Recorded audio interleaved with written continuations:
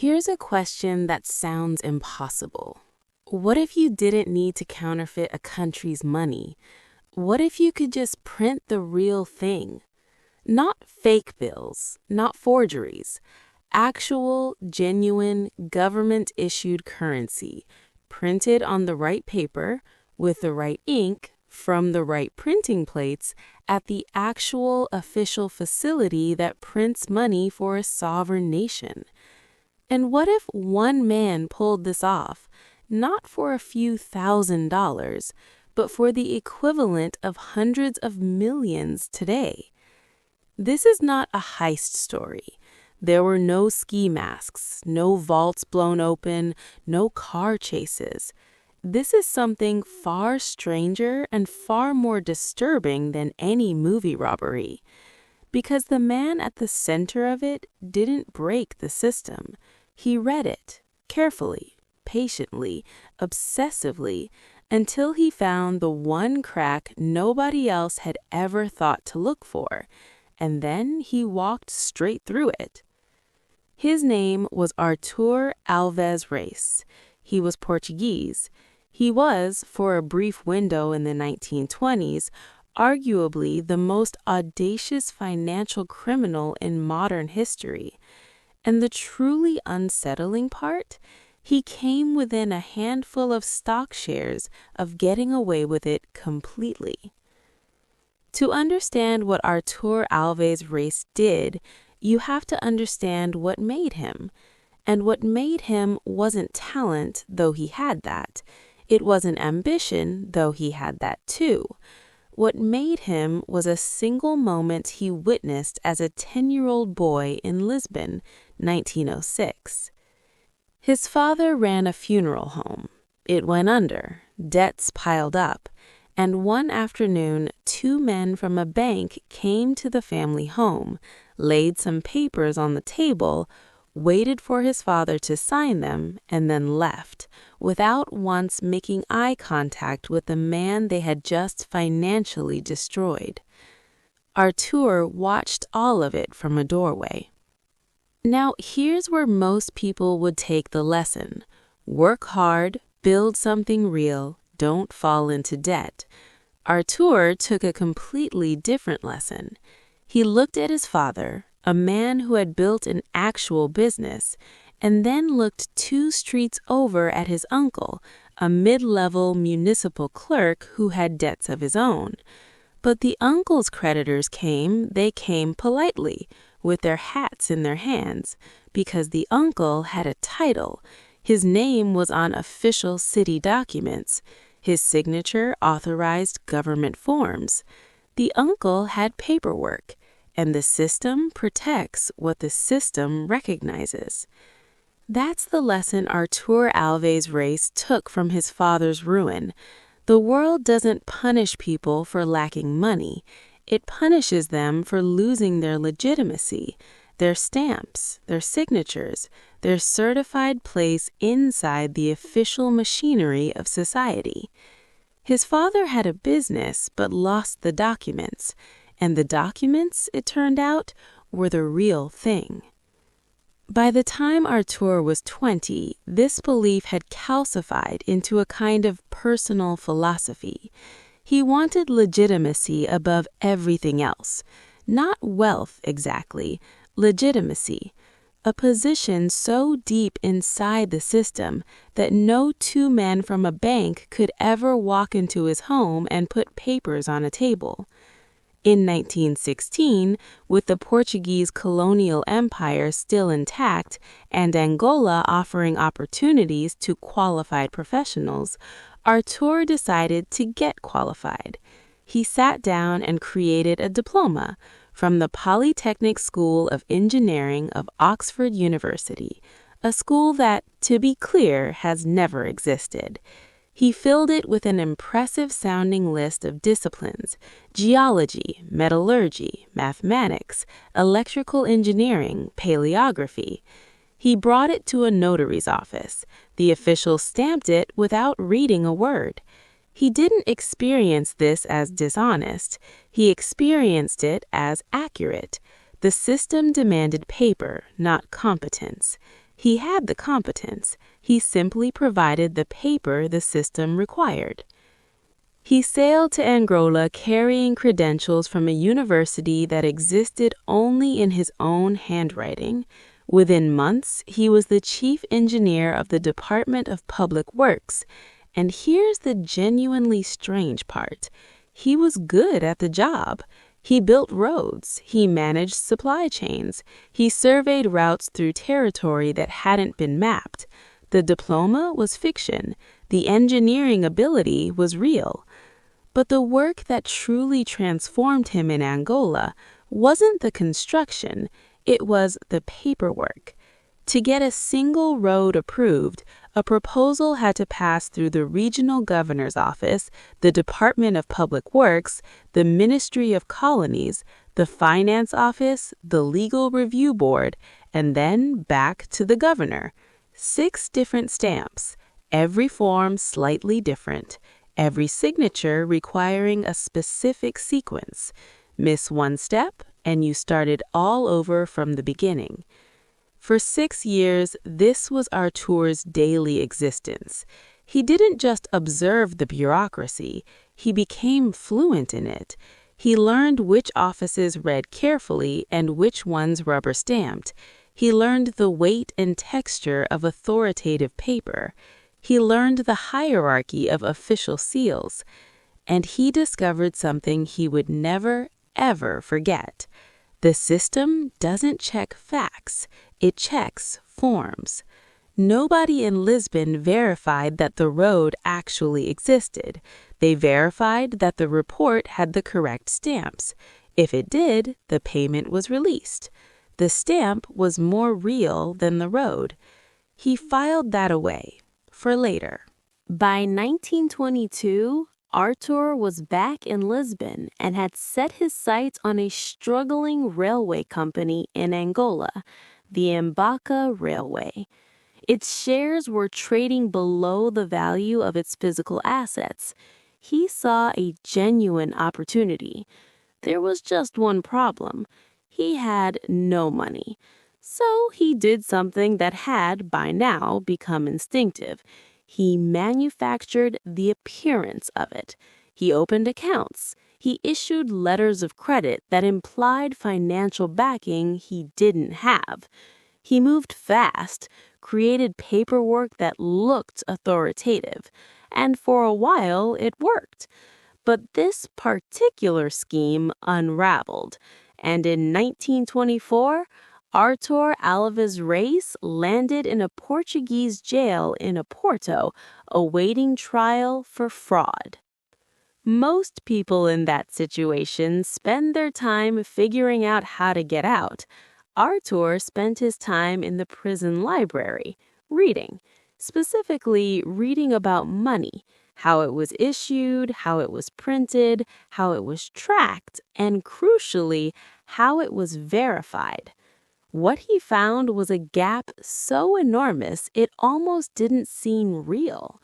Portugal's money, the escudo, was not printed in Portugal. It was printed in London by a private British firm called Waterloo and Sons, one of the most prestigious security printers in the world.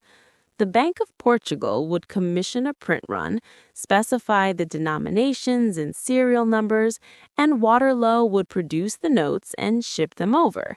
Here was the critical detail. Waterloo kept their own records. The Bank of Portugal kept theirs. But nobody, not the bank, not Waterloo, not any branch of the Portuguese financial system, maintained a centralized, cross-referenced registry of every note in circulation by serial number. Individual branches kept their own ledgers. Notes were verified by how they looked, not by cross-checking their numbers against a master list. In other words, if 2 identical notes with the same serial number somehow both existed and entered circulation through different branches in different cities, nobody would catch it. Not automatically. Not unless someone happened to hold both notes up side by side. Artur Alves Reis had found his crack in the wall. The plan he sketched out, and the evidence suggests he sketched a great deal of it while in that prison library, was this: convince Waterloo and Sons to print a legitimate, technically perfect run of Portuguese currency on the grounds that this was an authorized, confidential government transaction. Then circulate that currency. Then, before anyone noticed, use the proceeds to buy a controlling stake in the Bank of Portugal itself. Once he was the Bank of Portugal, the unauthorized notes would simply become authorized, a clerical irregularity, quietly corrected. The crime would dissolve not because he destroyed evidence, but because he became the institution that defined what counted as evidence. It was, in a dark way, brilliant, and it all rested on one core insight he'd absorbed over 20 years. The system trusts paper that looks right. He got out of prison and he got to work. The first challenge was constructing a paper trail authoritative enough to convince Waterloo. He needed documentation suggesting a legitimate, high-level Portuguese authority had commissioned a confidential banknote printing for use in Angola's economic development. The colonial angle was important. He knew from his years in Angola that Luanda was genuinely starved of capital, that the colonial economy was underfunded, and that there was real political appetite in Lisbon for someone to fix it. That gave his fiction a plausible logic. He assembled a consortium of fictional and semi-fictional entities, a Dutch investment group, colonial development authorities, and had documents notarized, countersigned, and formatted to look exactly like the kind of official correspondence that European financial institutions processed and filed without reading too closely. Waterloo's own internal communication structure helped him. He'd studied how they communicated with their official clients. The approach to Waterloo was made through intermediaries. The pitch: the Bank of Portugal has authorized a confidential issue of 500 escudo notes for distribution in Angola. The notes need to match an existing print run exactly, same serial numbers, because they are a supplementary issue of an already authorized batch. This same serial numbers element, the most suspicious part of the whole plan on its face, was baked into the story as a feature rather than a flaw. They needed to match because they were part of the same official consignment. Waterloo believed it.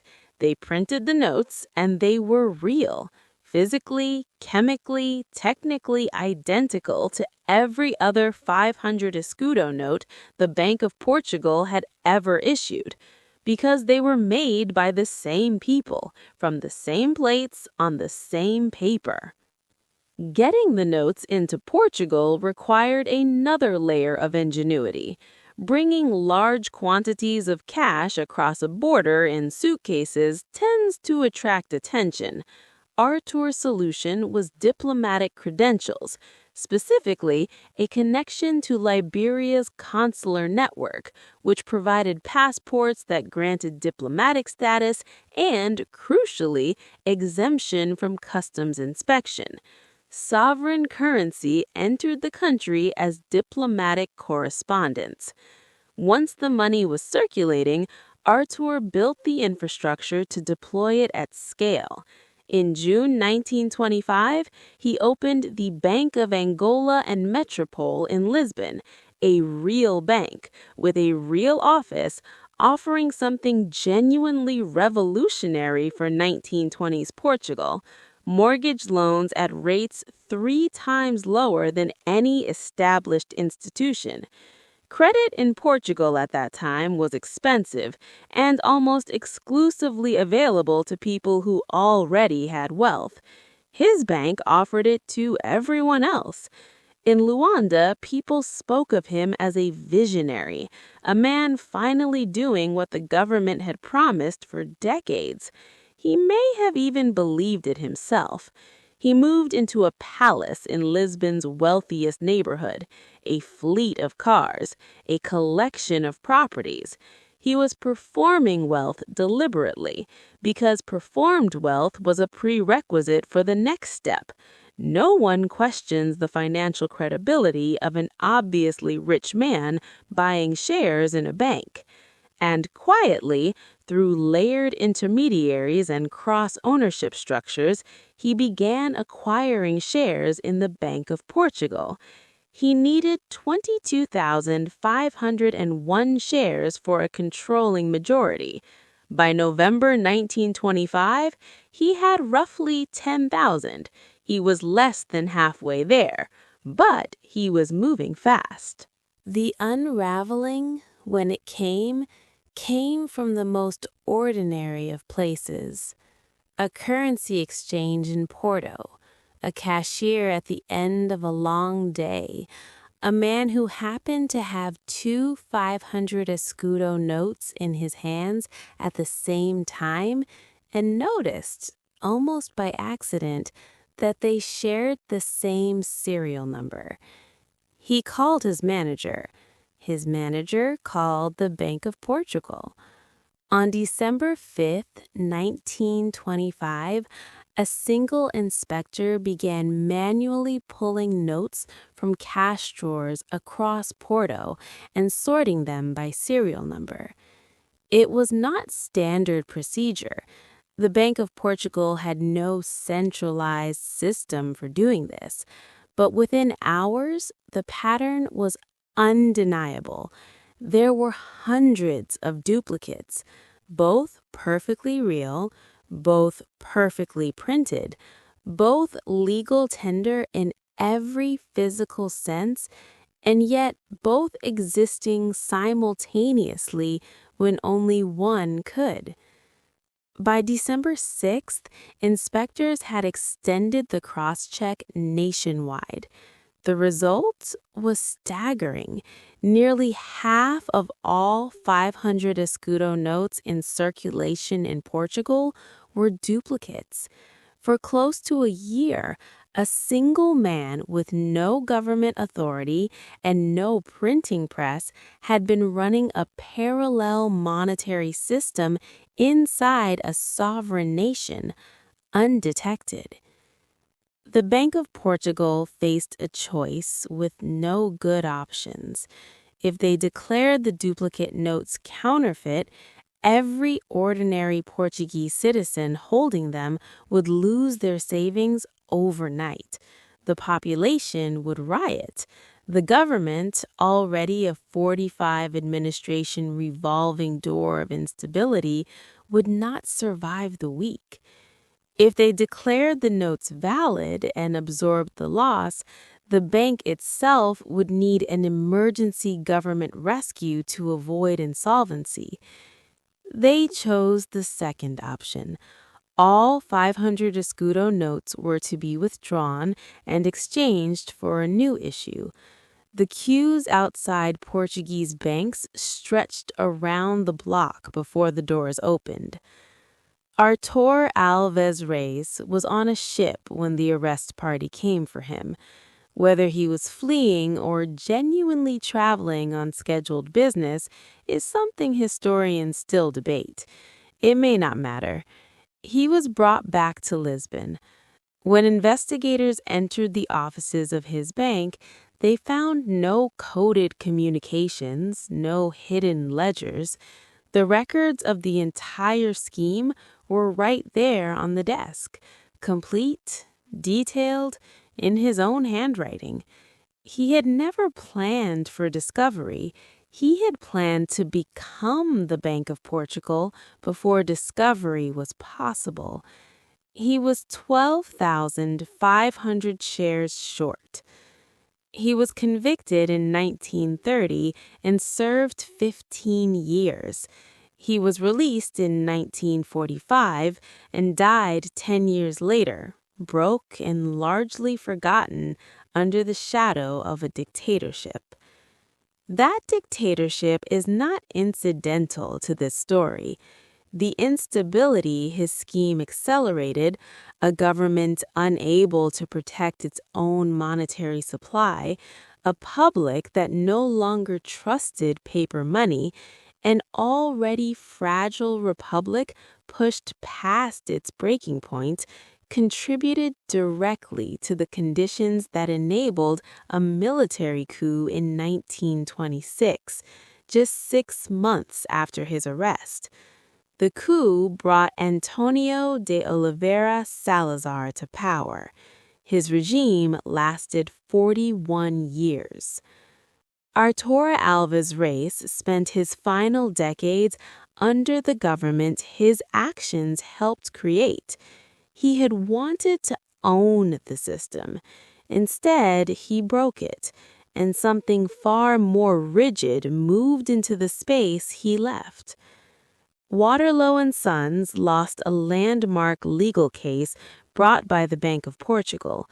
Britain's highest court ruled that when you honor a fraudulent note with a genuine one, the loss is real money. The judgment was over £600,000. Waterloo's reputation never recovered. They were absorbed by a competitor by 1961.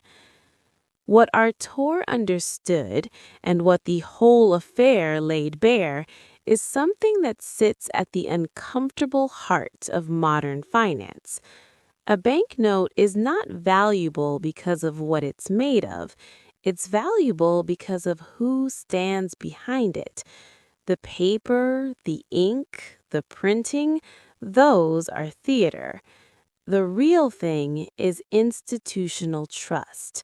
The stamp, the authority, the collective agreement to believe. His notes were, in every physical sense, real. The only thing missing was permission, and he was 12,500 shares away from having that too. The line between him and a central bank governor, it turns out, was not competence, not vision, not even morality. It was who held the stamp. He found that out the hard way.